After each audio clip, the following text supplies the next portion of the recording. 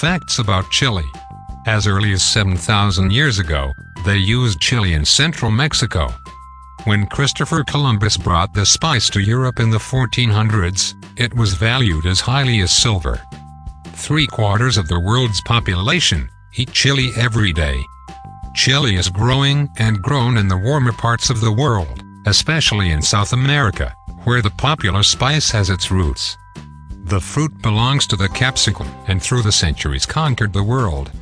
It is used not only as a vegetable and spice, but also as medicine, weapons and symbol. More than one condiment.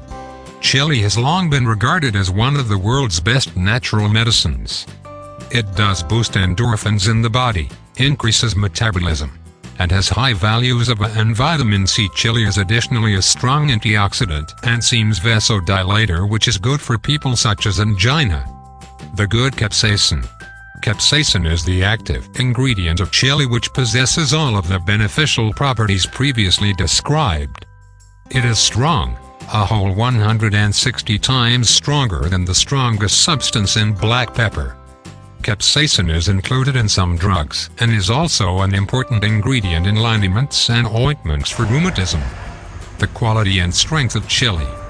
Important quality parameters are moisture content, color, flavor and strength of heat. The strength is measured in Scoville units. While the peppers have strength level 0, the habanero goes up to 300,000.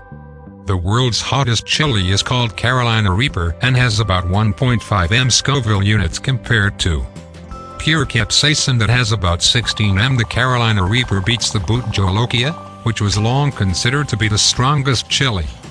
It has a value of 1,041,427 Scoville degrees.